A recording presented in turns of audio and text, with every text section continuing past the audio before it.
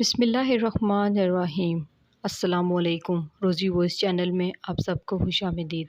आज मैं आपके लिए एक बहुत ही अच्छी और दिलचस्प कहानी लेकर आई हूँ। कहानी शुरू करने से पहले आप सबसे गुजारिश है कि आपने अगर अभी तक मेरे चैनल को सब्सक्राइब नहीं किया तो मेरे चैनल को सब्सक्राइब कीजिए, साथ जो बेल आइकन है इसको भी क्लिक कीजिए ताकि हर नई आने वाली वीडियो आप तक आसानी से पहुँच सके। आज मेरा रिश्ता आना था। मैं बड़ी खुश थी मगर दिल में हजार तरह के वसवसे भी सर उठा रहे थे।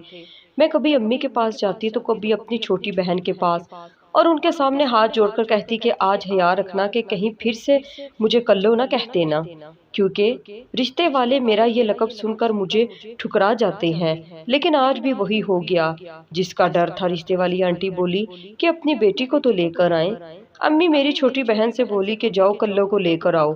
फिर वही हुआ जो हर बार होता था। रिश्ते वाले मुझे देखे बिना ही चले गए थे।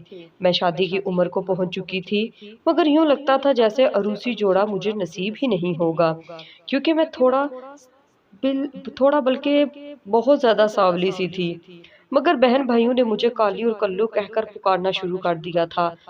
यूं यही मेरा नाम मशहूर हो गया था। अब जब भी मेरे लिए रिश्ता आता तो मेरी अम्मी या बहन के मुंह से कल्लो लफ्ज निकल जाता और रिश्ते वाले मुझे ठुकरा कर चले जाते थे। मैं फूट फूट कर रो देती थी। इस बार अम्मी ने मुझसे वादा किया कि अब तो मैं तुम्हारी शादी करवा कर ही रहूंगी। अब मेरे लिए जो रिश्ता आया तो अम्मी ने मेरी छोटी बहन को सामने कर दिया। लड़के वालों ने तो हथेली पर सरसों ही जमा ली थी। उनकी तो दिली हसरत पूरी हो गई थी। एक तो वो कम उम्र थी, दूसरा हसीन भी बहुत ज्यादा थी। उसे देखकर लगता ही नहीं था कि वो मेरी बहन है, क्योंकि मेरा रंग तो बहुत ही सांवला था। मैंने एक बार फिर से रोना डाल दिया था कि मेरी अम्मी जालिम औरत है, बड़ी बहन को छोड़कर छोटी की शादी करने लगी है। अम्मी हंसकर बोली तू बस चुप कर जा, आगे आगे देख तेरी माँ करती क्या है। यूं करते कराते रुखसी का दिन भी आ गया था मगर अम्मी ने छोटी बहन की बजाय मुझे पार्लर भेज दिया था। मैं हैरान थी कि आगे क्या होगा। जब बारात की वापसी का वक्त आया तो अम्मी ने छोटी बहन के बजाय मुझे घूंघट उड़ा दिया। मैं डर गई लेकिन अम्मी ने मुझे हौसला दिया। वो बोली कि मैंने बड़े महंगे पार्लर से तुम्हारा मेकअप करवाया है, रंग तो देख कैसे निखर गया है। तेरा शोहर तुझे पाकर बड़ा खुश हो जाएगा, क्योंकि तू तो मेकअप में बिल्कुल शहजादी लग रही है। अम्मी के दलासे सुनकर मैं खुश हो गई थी मगर दिल में तो अभी भी लरज पा रहा था।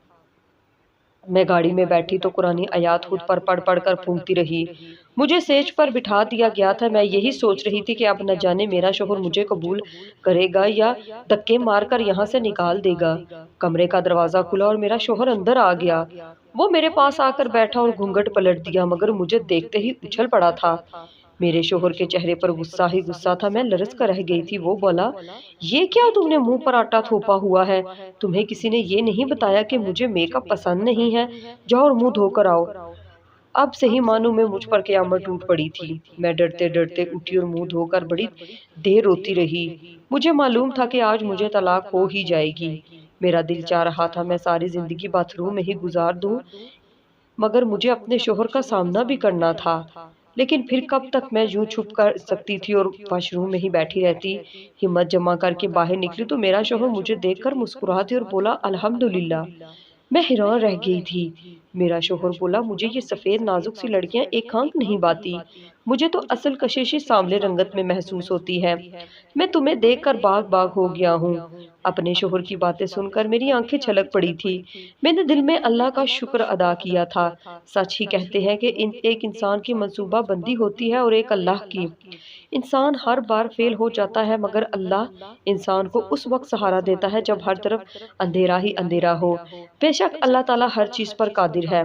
मेरा शोहर मुझसे बहुत मोहब्बत करता था और मैं भी उससे बहुत मोहब्बत करती थी। वो बसाहर खुद बहुत ही ज्यादा हसीन था, लेकिन मेरी सांवली रंगत उसे बहुत ज्यादा पसंद थी। मैंने घर जाकर जब अम्मी को बताया तो अम्मी भी बहुत खुश हो गई। यूं मैं एक बहुत ही अच्छी जिंदगी गुजारने लगी।